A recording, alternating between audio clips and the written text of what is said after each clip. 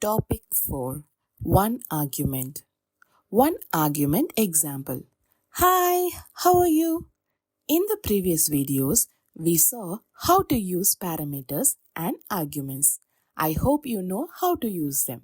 In this video, let us see some more easy examples. First, let us imagine you are going to a stationery shop and you are buying a marker pen for 35 rupees and you wait for your bill to be printed with a discount of 5 rupees. First, let us write a function to print your bill. So let us go to Python and write the code. Write def word and give the name of the function. Shall we give the name as printing underscore bill here? Then open bracket and close bracket and put a colon. Now press enter and create a variable called cost and put the cost of the marker pen as 35. You are also getting a 5 rupees discount on your marker pen. So let us also write the code for it. Press enter, write bill underscore amount equal to cost minus 5.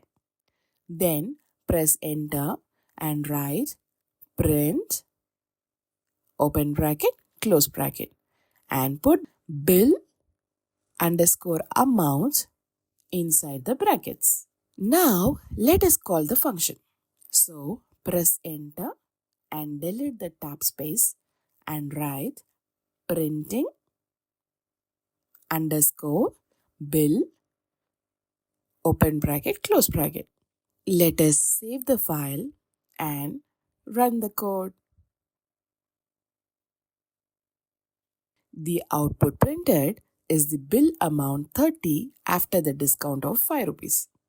But the correct way to write a function is by using arguments and parameters. We already saw about arguments and parameters in our previous videos. So let us use our parameter and argument concept here in this function. Shall we? How to do that? We know that argument is a value and parameter is a variable. So we are going to take this statement cost is equal to 35 and break it into argument and parameter. So where should we put the variable and where should we put the value? Let us go to Python and take the previous code. Let us remove the variable cost from here and put it inside the brackets. Now we only have the value 35. Where should we put the value?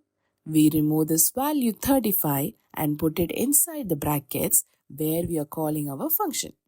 Now delete the equal to sign. Did you see that the other code inside the function stays in the same way? So the code will look like this. So here the variable we put in the function definition is the parameter and the value we put while calling the function is called the argument. Now save the file and run the code. See, again the same output 30 is printed after the discount of 5 rupees. Did you see that the statement cost equal to 35 is not there inside the function? But still the code worked. How? Because Python takes the value 35 from here and puts it in the variable called cost, which we put here. In this example, we gave the value 35 as an argument while calling the function and we gave the parameter as a variable. The function executes to calculate the discount for you. I hope you understand now how to use arguments and parameters from this video example. See you all in another interesting video. Bye bye.